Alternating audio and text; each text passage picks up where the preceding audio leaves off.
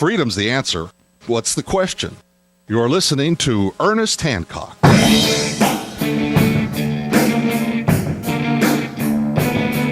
Welcome back to Declare Your Independence with me, Ernest Hancock, my very, very, very special guest and good friend, Sheriff Richard Mack. Now, there's a lot of stuff going on around this, but this is not happening in a vacuum, and it's not the first time.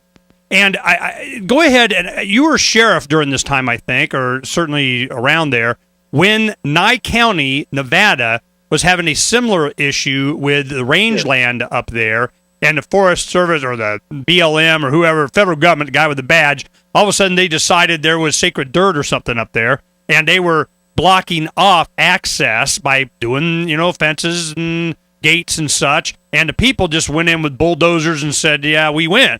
Well, what happened with that? Do you remember the story?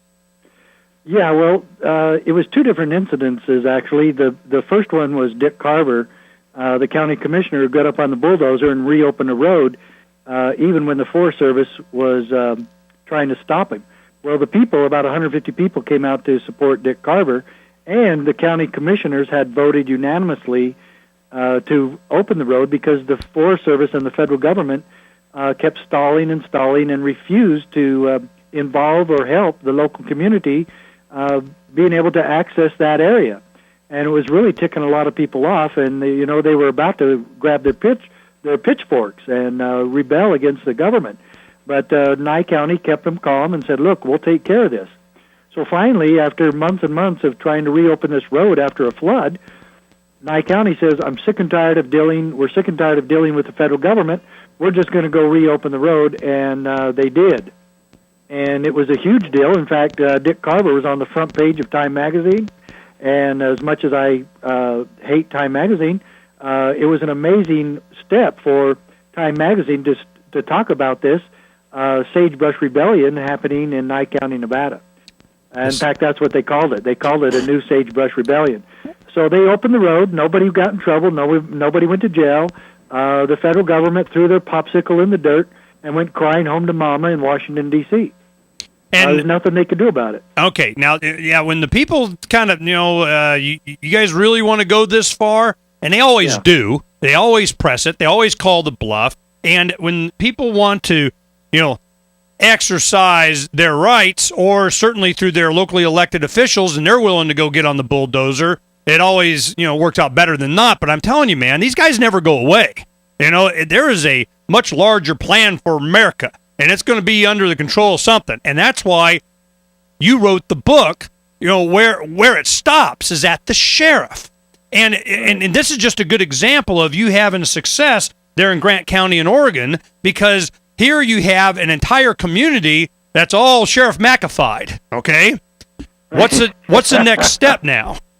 I like that, Sheriff Mackified. Yeah, right. It's dangerous to some. And I will tell you that Dick Carver's event was going on the exact same time that mine was. And he and I went on the lecture circuit all across the country as much as we possibly could, because we were both still sheriff. I was still sheriff, and he was still county commissioner. And so it was a huge story. Some small town commissioner in Nevada taking on the federal government, and some small town sheriff in southern Arizona doing the same thing all at the same time.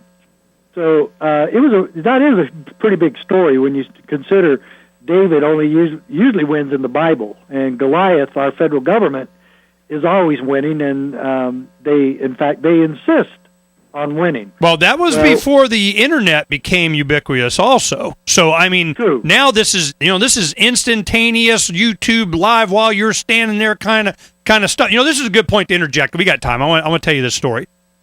You're familiar with Quartzsite, Arizona, where it is here? Oh, yes, I know that story. Okay, Quartzsite, Arizona, for the audience, so tomorrow I have Ed Foster, the mayor from Quartzsite, is going to be on for 2 hours tomorrow. And I've had him on last August and last September. During the middle of enormous corruption, long story, bad, government gone bad. The local chief of police there, scum. Other city councilmen, scum. They created this town that is a wide spot on the highway that has year-round residents in the hundreds. And then all of a sudden, because winter visitors would come, it's just a flat area out in the middle of a Death Valley type place. It's literally. You look for 100 miles and you see nothing, this wide spot in the road. But during the wintertime, you'll have 100,000 RVs would go there. And it would be an enormous party. Well, what'd they do? They said, hey, man, there's a lot of money to be made here. We're going to incorporate this as a town. So when they do, then, of course, here comes all the scumbags want their job and get their cut. Well, during this process, the actual residents that, live there year-round, and certainly the people that went there to get away from government, all of a sudden they having it thrust upon them. They're telling them what they can't do. And then, just a few days ago, a woman got up that I've interviewed her before, too. And what she did is she got up and she started to explain exactly for the videotape all the things that the government had done wrong and the chief of police and so on. The mayor is saying, let her speak. No, city council, no, arrest her, get it. Here comes the chief of police. They're going right. He goes, mayor's like, hey, man, she has the floor. Let her speak. No, ouch, quit it. They take her away. This hits YouTube and exploded. We put it up on Freedom's Phoenix. All of a sudden, Gary Franchi from the Republic from RealityReport.tv. He interviews here in the studio Barry Hess that put it up, talks about that. It hit WorldNet Daily this morning, explodes. This thing has gotten so big and coming around. It's a perfect example of just how the government, even when you're trying to fix it from the inside, how bad it is. Now, what's happened, I talked to Ed Foster yesterday. He said when this first broke on Freedom's Phoenix, when we started putting it out, he got 1,800 emails in a day. All of a sudden, every law enforcement, the attorney general, everybody wants to be their buddy now. When as a mayor, he's been screaming for help and enormous corruption going on there. Nobody cares because they're all part of it. So when you go to some place like Grant County in Oregon and you have a sheriff and the people and 600 signatures of a small town in the local newspaper saying we support this, I'm wondering what has to happen. Somebody got to get shot. There's got to be, a shootout war. There's got to be UN troops. I mean, at what point do they finally go, I guess those people that lived around the land don't want us messing with them. So where do you think this is going? I hope it's going where my book has said I hope it goes. And you already alluded to my book, and it talks about the powers of the sheriff, but more importantly about the responsibility the sheriff has to defend you and me and every citizen against tyranny, against corrupt government. And if you add to that people like Grant County who are standing with their sheriff as he does that, then Ernie, I'm going to tell you, you're going to get freedom back in a peaceful manner, in an effective manner. So if we get sheriffs to know and understand how important it is to stand for freedom, to protect the republic, the constitutional republic, protect my God-given rights, keep government off my back at every level, local, state, and federal, but especially keep the feds off my back, keep the IRS off my back, keep the gun grabbers from Washington, D.C. off my back, make them leave me alone. The sheriffs interpose themselves on behalf of the people.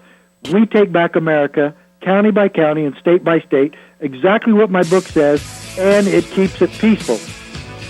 Okay, when we come back, I want to find out, what's county? It's Grant County in Oregon. Are they an exception to the rule? Are there others? Has Sheriff Mack exposed others to this concept? Remember, Michael Moresco went around the country giving every sheriff he came across, every county, his book. Are there more? Oh, we'll find out when we come back here on Declare Your Independence.